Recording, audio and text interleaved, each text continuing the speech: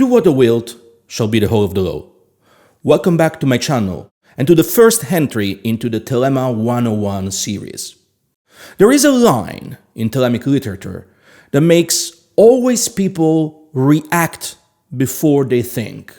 It tells us that all of us who discuss a certain sacred text are to be shunned by all as centers of pestilence. For some people, this sounds almost deliciously transgressive. It carries the whiff of danger, secrecy, forbidden knowledge, the old theater of occult exceptionalism. For others, it sounds ugly, authoritarian, cultic, possibly faintly ridiculous. You know, the sort of thing that confirms every suspicion that you already had about esotericism. In both cases, though, the reaction is immediate, almost bodily. People either lean into it eagerly or recoil too fast. And that matters, because the line I want to discuss today is important precisely for that reason. It does not just state an idea, it tests the reader. It reveals the kind of posture you instinctively adopt in front of sacred authority, especially sacred authority that speaks in an abrasive, unsettling, and almost theatrical voice. What interests me here is not just one controversial line from Crowley's magnum opus. It is a broader problem that is still with us. How do we read difficult spiritual texts without either kneeling before them or dismissing them with a smug wave of the hand? How do we avoid turning revelation into costume and criticism into a shield? How do we approach a text that seems, at a first glance, to demand obedience, provoke defiance, and reward bad reading? That is what this video is about. Because the question matters well beyond Thelema. It matters whenever a tradition presents us with something charged, difficult, and potentially transformative. It matters whenever a text threatens our vanity, our borrowed certainties, and our desire to be seen as the cleverest person in the room. And it matters especially now, in an environment where spiritual language is very often reduced to branding, to performance, to identity, to noise. So today, I want to talk about the Tunis Comment in Liber al Legis, and about what it might mean to read it without flinching. Before we get started, a quick word from today's sponsor, me. If you enjoy this channel and you'd like to go deeper into the work, you can find all my courses, workshops, and standalone lessons at magick.marcovisconti.org.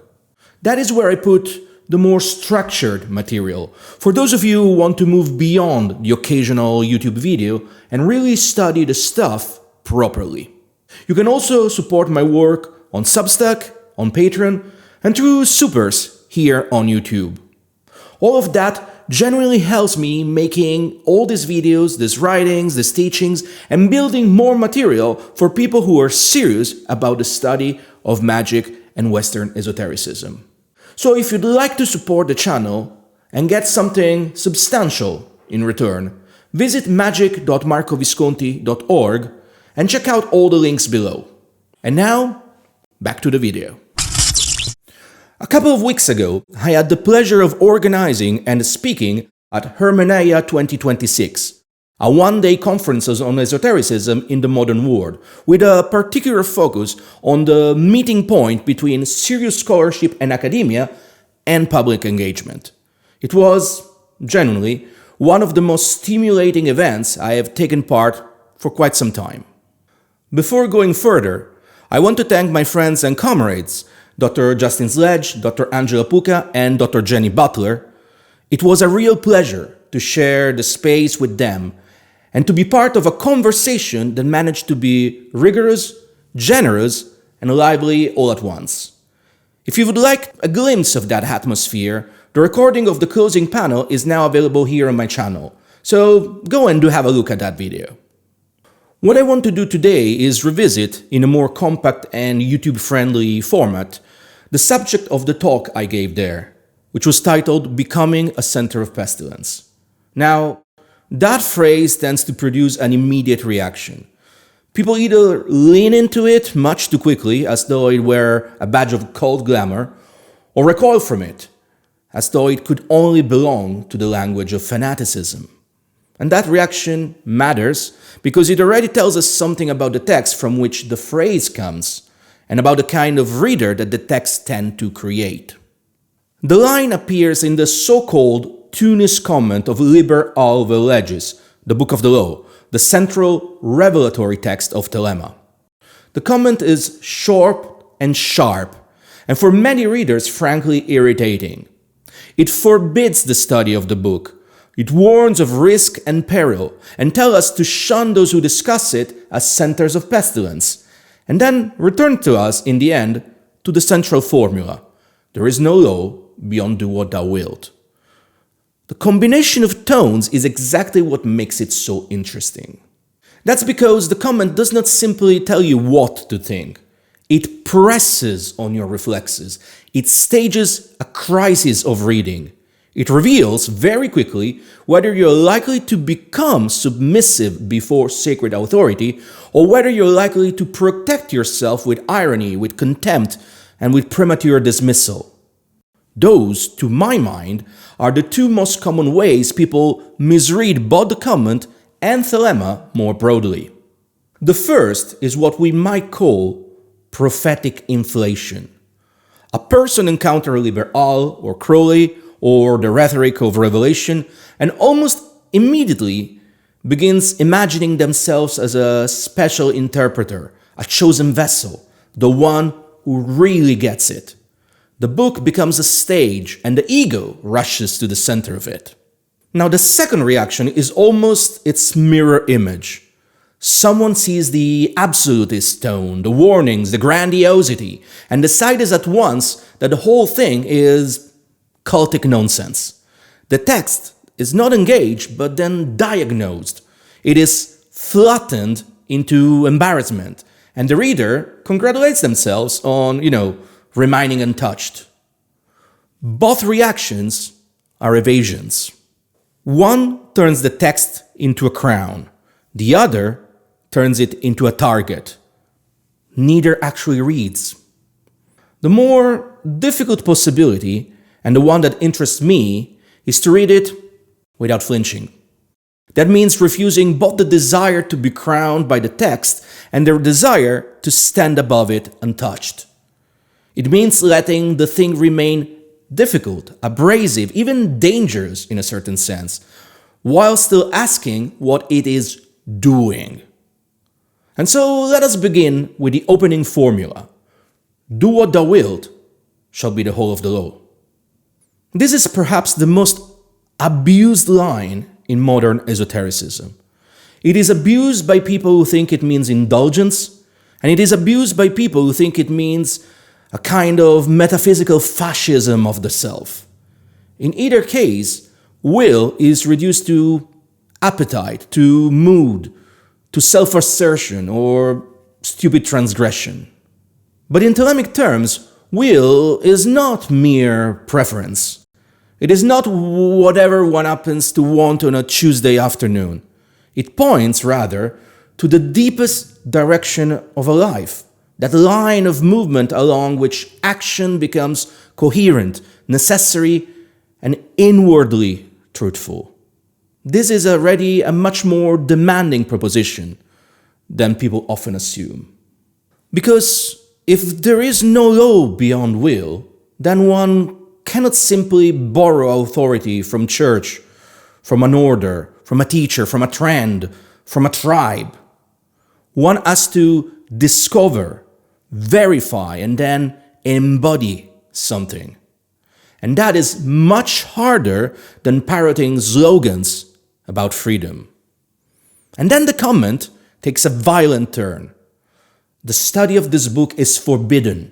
It is wise to destroy this copy after the first reading.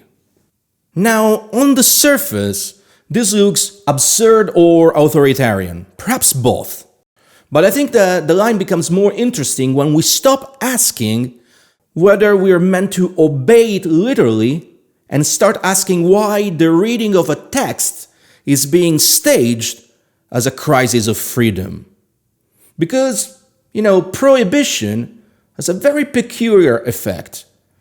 Some people hear forbidden and submit at once. Other hears forbidden and instantly wants to rebel. Yet, both are still controlled by the same mechanism. One is ruled by fear of transgression, the other by hunger for transgression. The more mature reader asks a different question.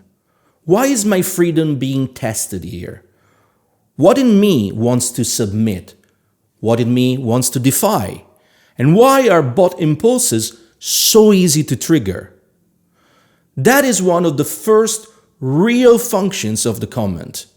It reveals how cheaply many readers can be manipulated, even before doctrine enters the scene. The phrase about destroying the copy also becomes less silly if one reads it not as a command to perform occult book burning, but as a challenge not to fetishize the text. Do not turn it into a sacred object whose possession replaces experiences. Do not build an identity around owning the right edition, quoting the right verse, or belonging to the right interpretative club. Let the reading itself become an event, a confrontation, something metabolized rather than merely collected. Then comes the warning. Whosoever disregard this does so at his own risk and peril. These are most dire.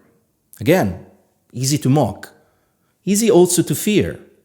Perhaps the peril in question is not some melodramatic punishment.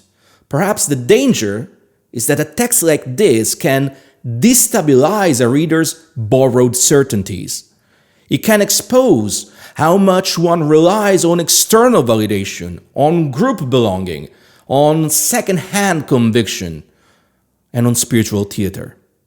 It can begin to strip away one's excuses.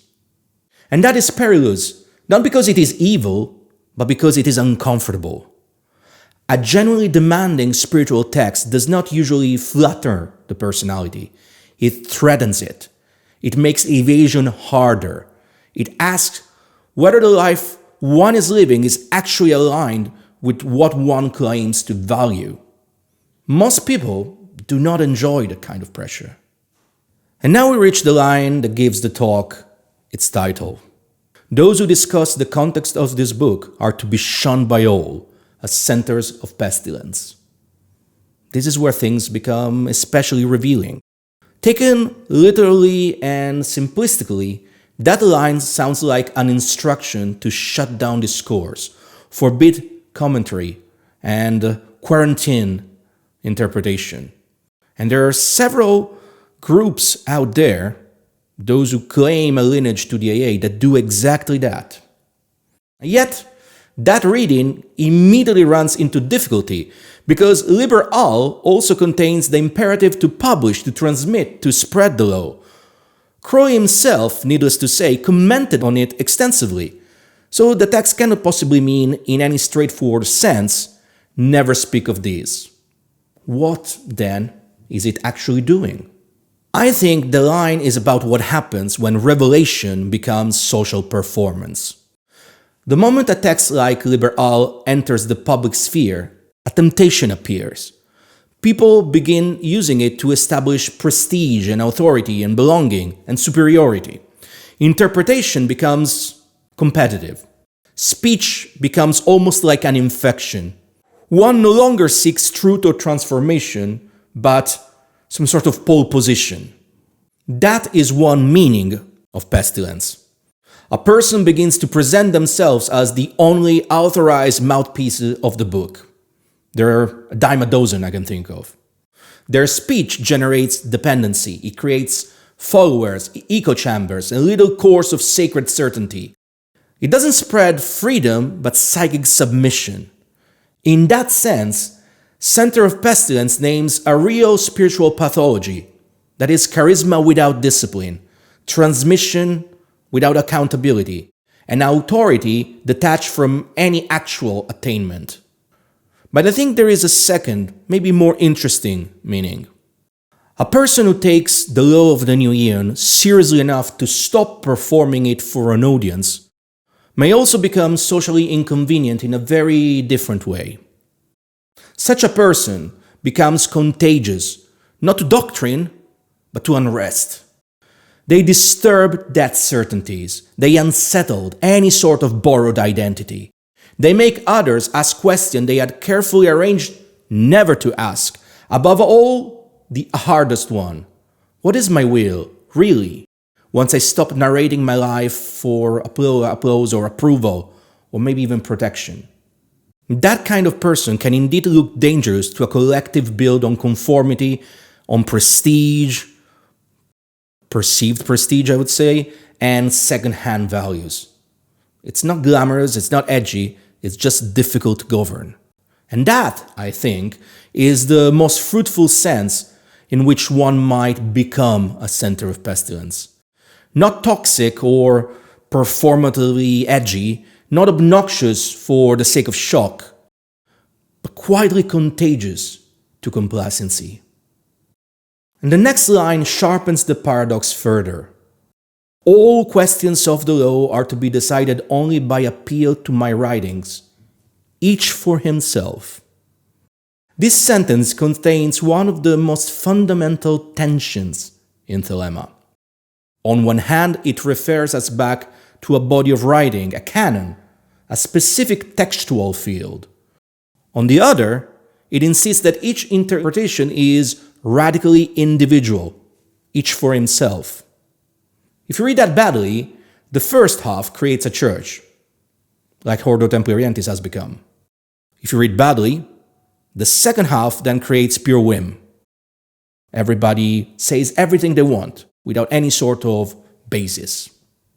If one absolutizes the corpus, one gets the bureaucracy of revelation, the quotation as social control, the obedience disguised as fidelity. But on the other hand, if one absolutizes private interpretation, one gets, let's call it spiritual consumerism, where will becomes whatever flatters desire. The sentence is more demanding than either error. It asks us to take the text seriously without surrendering conscience, and to exercise that conscience without pretending that the text says whatever we would want it to say. And that, my friends, is the most difficult discipline, because it denies both priestcraft and laziness. And that is why the comment finally returns to its central formula. There is no law beyond do what thou wilt. That line prevents the whole thing from hardening into mere prohibition. However theatrical the warnings may be, however dangerous the rhetoric may sound, the structure returns to responsibility. There is no law beyond will. Not beyond the group, not beyond the teacher, not beyond the tradition, not beyond one's fear of being wrong, not beyond one's appetite for being right. And that is precisely why the comment cannot be used, at least not honestly, to justify blind obedience. The moment you say, I did this because the book told me, or because the order required it, or because my superior said so, you're already slipping away from the core demand. You are outsourcing conscience. You are, in fact, evading the ordeal of your own verification. Thelema is often made look easier than it is. In reality, it offers very little shelter to people who want ready-made certainty. It gives you no final excuse beyond the truth of your own will, and discovering the truth is arduous, humbling, and rarely dramatic in the way occult culture likes it to imagine. And now finally to the closing formula. Love is the law, love and the will. And this is really the kernel of it all, because without it, Will easily curdles into hardness and vanity and domination. Love under will is not sentimentality. Crowley is very clear about it. It is not niceness, certainly not. Chapter 3 tells it. But it is the reminder that true alignment does not reduce other beings to props in one's private mythology. It demands relation, it demands proportion, and a kind of disciplined intimacy with reality itself. In other words, if your version of will makes you more false, more inflated, more cruel for no reason, or more addicted to posture, then whatever you have found, it is not the thing the text is talking about. So let me end here. To become a center of pestilence in any mature Thelemic sense is not to become a spiritual provocateur or a petty tyrant. It's to become contagious. To carry, first within oneself, an infection that dissolves stale certainties, expose identities, and borrowed convictions. It is to accept the cost of seriousness and to let that responsibility spread. The kind of contagion is not fashionable. It is not marketable. It does not make one easy company.